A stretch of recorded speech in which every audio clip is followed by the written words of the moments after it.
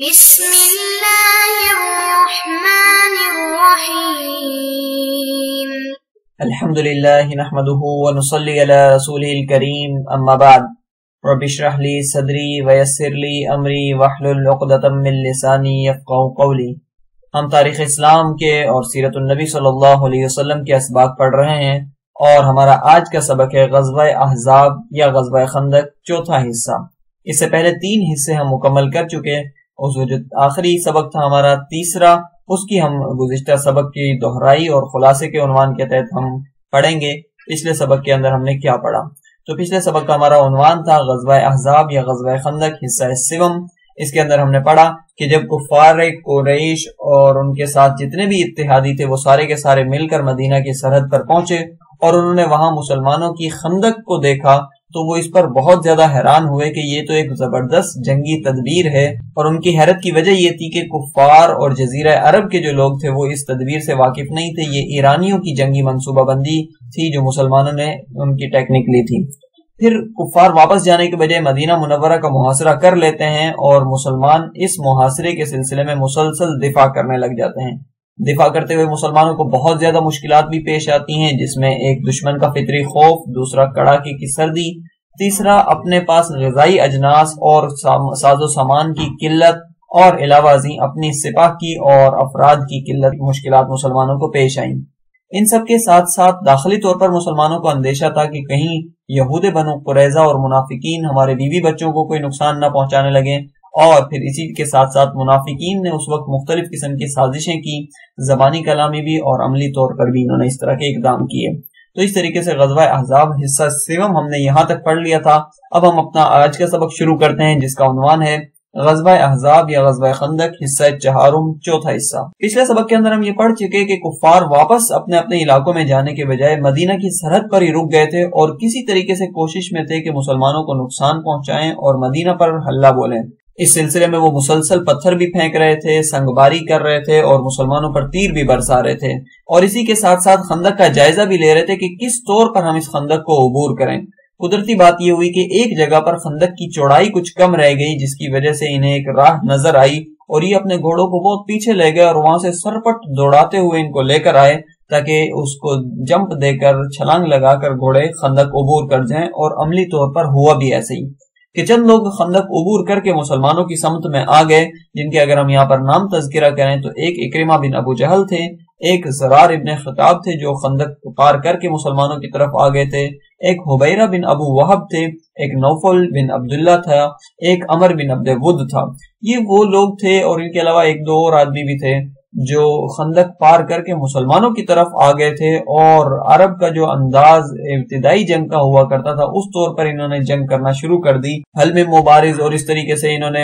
للکار کر جنگ کرنے کا سلسلہ شروع کیا۔ عمر بن عبد ود جو تھا یہ ایک بہت بڑا عرب کا جنگجو سمجھا جاتا تھا اور ایک سردار تھا، اور اس کے بارے میں کہا جاتا تھا یہ 1000 افراد کی طاقت کے برابر طاقت رکھتا ہے اور کوئی آدمی اس سے لڑ نہیں سکتا، پوری اپنی ذات کے اندر یہ ایک لشکر تھا۔ جب اس نے آ کر حلم مبارز کہا کہ میری ٹکر کا کوئی ہے تو میدان میں آئے، حضرت علی رضی اللہ تعالیٰ نے مسلمانوں کی طرف سے جانا چاہا۔ حضور صلی اللہ علیہ وسلم نے فرمایا کہ یہ عمر ابن عبد ود ہے، عرب کا مشہور شاہ سوار اور مشہور جنگجو ہے۔ حضرت علی رضی اللہ تعالیٰ نے بیٹھ گئے، لیکن جب دوسری تیسری مرتبہ اس نے پکارا تو حضور صلی اللہ علیہ وسلم نے بھی حضرت علی کے اصرار کی وجہ سے انہیں اجازت دے دی۔ یوں حضرت علی رضی اللہ تعالیٰ نے عمر ابن عبد ود کی طرف گئے اور پہلا وار عمر نے کیا اور دوسرا وار حضرت علی رضی اللہ تعالیٰ نے، اور حضرت علی رضی اللہ تعالیٰ کی تلوار اس کے سر پر لگی اور چھانے تک اس کو چیر کر رکھ دیا۔ یوں یہ بدبخت جو دشمن تھا مسلمانوں کے خلاف آیا تھا یہ اپنے انجام کو پہنچا اور مسلمان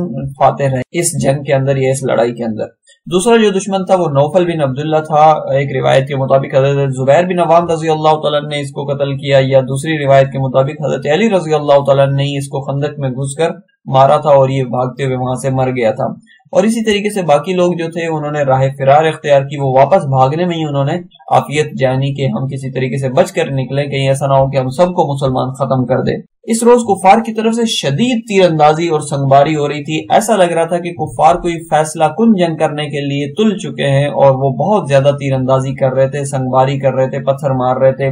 مسلمان بھی اسی پائے کا دفاع کر رہے تھے، ایک لمحے کو غافل نہیں ہو رہے تھے، اور اسی وجہ سے یہی وجہ ہے کہ ان دنوں مسلمانوں کی نماز بھی قضا ہوئی، اور بعض روایات کے مطابق 3 اور بعض کے مطابق 4 نمازیں مسلمانوں کی قضا ہوئی، اور جس کی وجہ سے مسلمان بہت زیادہ پریشان بھی ہوئے۔ حضور صلی اللہ علیہ وسلم نے ان پر غصہ بھی کیا کہ اللہ تعالیٰ ان کو پوچھے کہ انہوں نے ہمارے عصر کی نماز تک بھی نکلوا دی، اور اس طرح پر مسلمانوں کی نمازیں قضا ہوئی۔ تاہم مسلمان برابر دفاع کرتے رہے، اپنی طرف سے کوئی کمی کوتاہی انہوں نے آنے نہیں دی، کفار کو کوئی موقع نہیں دیا کہ وہ آگے بڑھیں یا کوئی اس طرح کا مسلمانوں کو نقصان پہنچا سکیں۔ اس ساری صورتحال کی قرآن مجید ایک منظر نگاری کرتا ہے، تصویر کھینچتا ہے، جس کو اگر ہم یہاں پر ذکر کریں تو اللہ تعالیٰ نے سورہ احزاب کی آیت نمبر 11 میں یوں ذکر فرمایا، اعوذ باللہ من الشیطان الرجیم، بسم اللہ الرحمن الرحیم،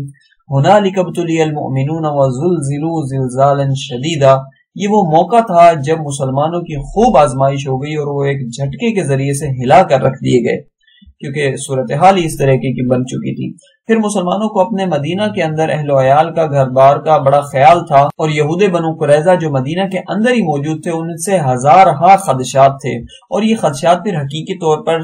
ثابت بھی ہوئے، کیونکہ ان یہودیوں میں سے بعض نے شرارت کی اور عورتوں اور بچوں کے قلعے پر اقدام کیا، اس طرف یہ گئے اور کچھ شرارت کرنا چاہیے۔ وہاں پر حضرت حسان رضی اللہ تعالیٰ عنہ موجود تھے۔ کہا جاتا ہے کہ یہ قلعہ حضرت حسان رضی اللہ تعالیٰ عنہ کی ملکیت میں تھا۔ حضرت صفیہ رضی اللہ تعالیٰ عنہ نبی علیہ الصلوۃ والسلام کی پھوپھی ہیں، انہوں نے حسان کو کہا کہ مجھے یہودی یہاں شرارت کرتے ہوئے، اقدام کرتے ہوئے، آگے بڑھتے ہوئے نظر آ رہے ہیں، تم کچھ کرو۔ لیکن حضرت حسان رضی اللہ تعالیٰ عنہ نے عذر کیا تو حضرت صفیہ رضی اللہ تعالیٰ عنہ خود آگے بڑھی، اس جو یہودی آگے آیا ہوا تھا اس پر ایک خیمے کی جو تناب ہوتی ہے، جو چوکھٹ ہوتی ہے، وہ اس کے سر پر ماری اور اس کو قتل کر دیا، اور اس کے بعد اس کا سر کاٹ کر یہودیوں کی طرف پھینک دیا، جس کی وجہ سے سارے یہودی سہم گئے اور انہیں لگنے لگا کہ یہاں پر کوئی بڑی زبردست قسم کی فوج ہے، ورنہ اتنا بڑا اقدام نہ ہو سکتا۔ اس طریقے سے پھر مزید انہوں نے کوئی اقدام کرنے کی یا مسلمانوں کی جو بیوی بچوں کا جو قلعہ تھا اس کی طرف آنے کی جسارت ہمت نہیں کی۔ فطری طور پر وہ ڈر گئے، کیونکہ ڈر ان کے فطرت میں داخل تھا۔ اب بات یہ ہے کہ یہود بنو نذیر اور بنو قینقاع کا پہلے بھی تذکرہ گزرا کہ یہ یہود وہ تھے جو قریش مکہ سے اتحاد کر چکے تھے، اور اس جنگ کے بھڑکانے کا یہی سبب بنے تھے۔ اصل محرک غزوہ احزاب کا یہی یہود بنو نذیر اور بنو قینقاع تھے، اور یہ انتقام لینا چاہتے تھے اپنے اس رسوائی کا جو ان کو مدینہ سے نکل جانے کی صورت میں حاصل ہوئی تھی۔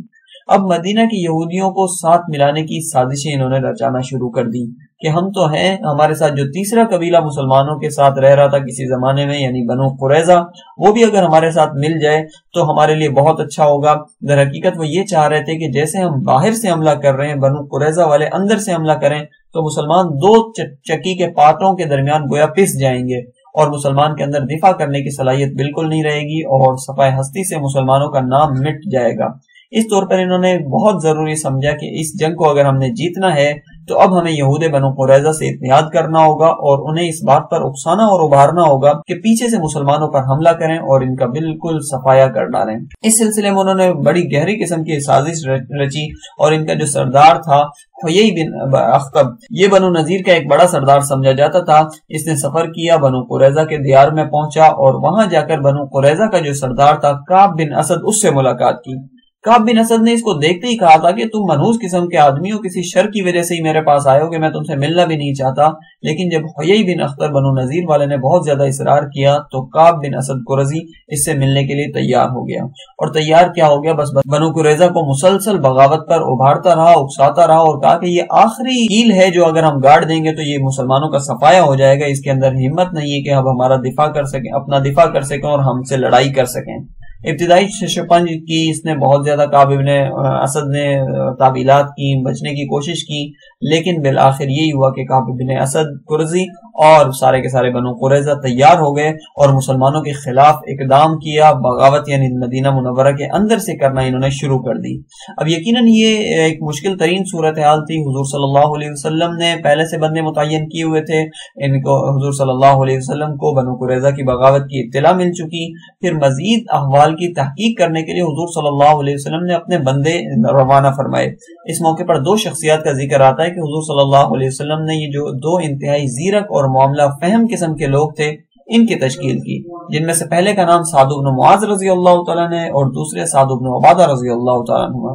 یہ دونوں حضرات انصاریوں کے سردار تھے. نبی علیہ السلام نے ان کو بھیجا اور انہوں نے جا کر وہاں دیکھا تو پھر واقعی بغاوت کی تحقیق ہوئی. انہوں نے بہت ساری باتیں بھی کی. انہوں نے جا کے معاہدہ کی بات کی تو بنو قریظہ نے کہا کون سا معاہدہ، ہم کسی معاہدے کو نہیں جانتے. اور بغاوت اور ان کے شرارت ان کے چہروں سے ٹپک رہی تھی. تو انہوں نے آ کر نبی علیہ السلام کو چپکے سے بتایا، لیکن اس کے باوجود بھی یہ ایک ایسی بات تھی جو لشکر اسلامی میں بہرحال پھیل گئی اور سب لوگوں کو اس کا پتہ چل گیا کہ اچھا پیچھے سے بنو قریظہ نے بھی بغاوت کر دی ہے. اب سامنے سے سارے کے سارے قبائل تھے اور پیچھے سے مسلمانوں کے خلاف یہودیوں نے بغاوت کر دی تھی. اور قرآن مجید نے جو اس کو تعبیر اختیار کی وہ کچھ یوں تھی، اعوذ باللہ من الشیطان الرجیم، بسم اللہ الرحمن الرحیم، اذ جاؤکم من فوقکم ومن اسفل منکم. جب وہ وقت بھی یاد کرنے کے قابل ہے جب وہ تمہارے اوپر سے بھی آگئے تھے اور نیچے اور ذیلی حصہ جو تھا وہاں سے بھی آگئے تھے. وَإِذْ زَاغَتِ الْأَبْصَارُ، اور وہ وقت یاد کرو جب آنکھیں بالکل پتھرا گئی تھی. وَبَلَغَتِ الْقُلُوبُ الْحَنَاجِرَ، اور دل جو تھے وہ گلوں کو آ گئے تھے، یعنی کلیجے منہوں کو آ گئے تھے.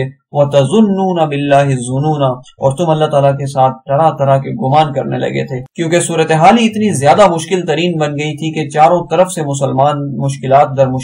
مشکلات میں آ گئے تھے. اب اس وجہ سے وہ مسلمان بہت زیادہ پریشان ہو گئے تھے. اس کو قرآن مجید نے ان الفاظ کے ساتھ، اس تعبیر کے ساتھ اختیار کیا. پھر ایسا نہیں ہے کہ مسلمانوں کے جو صفیں ہیں ان کے اندر ایک بات ہو، مسلمانوں کی صفوں کے اندر منافقین موجود تھے، وہ مشکلات پیدا کر رہے تھے. اور یہ بات گزشتہ درس کے اندر بھی گزری تھی. وہ مسلمانوں کو یہ کہہ کر پریشان کر رہے تھے کہ ما وعدنا اللہ ورسولہ الا غرورا. بھائی حالات تو اتنے مشکل ہو گئے کہ ہمیں یہ یقین آ گیا کہ اللہ اور اس کے رسول نے ہم سے دھوکے کا وعدہ کیا تھا، جو وعدہ کیا تھا وہ جھوٹ پر مشتمل تھا. یہ صورتحال دیکھ کر مسلمان اور زیادہ پریشان ہونے لگے. اور جیسے کہ اللہ تعالیٰ نے فرمایا کہ ایک انتہائی زوردار جھٹکے کے ذریعے سے وہ ہلا کر رکھ دیے گئے. اس کے بعد اس لڑائی کا انجام کیا ہوا یہ انشاءاللہ ہم اگلے درس میں پڑھ لیں گے. یہاں پہنچ کر ہمارا یہ آج کا درس مکمل ہو جاتا ہے. ہمارے آج کے درس کا عنوان تھا غزوہ احزاب یا غزوہ خندق حصہ چہارم. اپنے اس درس کے اندر ہم نے پڑھا کہ چند کفار خندق عبور کر کے مسلمانوں کی طرف آئے اور مسلمانوں نے انہیں قتل کر دیا. بقیہ وہاں سے راہ فرار اختیار کرنے میں کامیاب رہے.